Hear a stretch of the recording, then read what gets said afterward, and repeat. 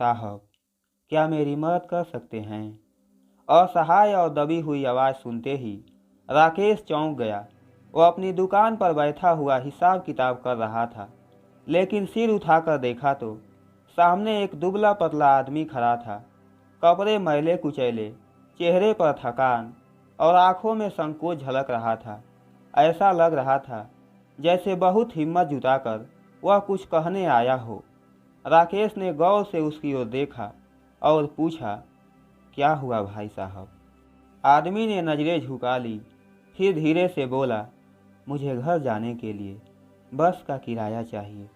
मैं 2 दिन से भूखा भी हूँ, अगर आप मदद कर सकें तो। राकेश को कुछ समझ नहीं आया। शहर में ऐसे बहुत से लोग थे जो बहाने बनाकर पैसे मांगते थे। वह सोच में पड़ गया, क्या यह आदमी सच कह रहा है या फिर कोई और ही मामला है।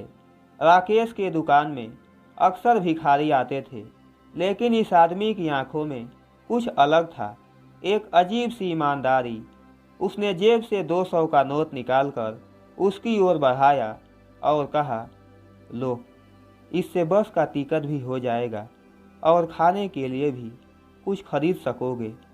आदमी ने कांपते हुए हाथों से नोट लिया, लेकिन उसकी आंखों में कृतज्ञता और संकोच झलक रहा था। वह बोला, मैं यह उधार ले रहा हूँ।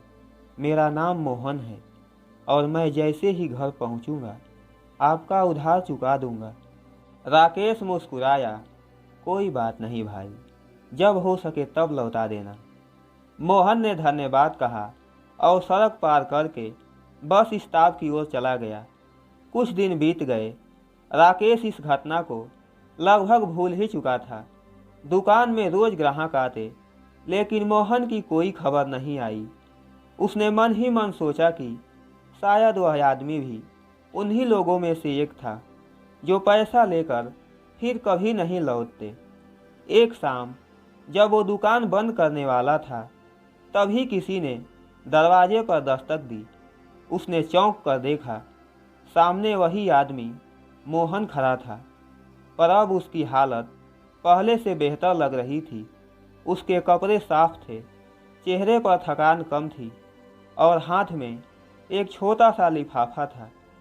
राकेश जी, मैं अपना उधार चुकाने आया हूँ।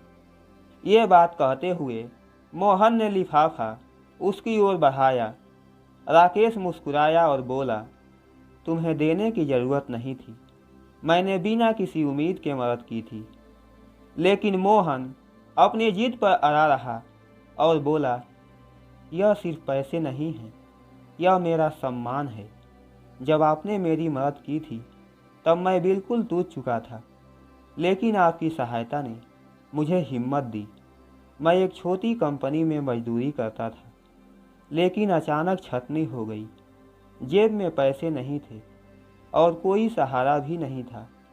अगर उस दिन आपने मदद न की होती तो शायद मैं अपने परिवार तक नहीं पहुंच पाता।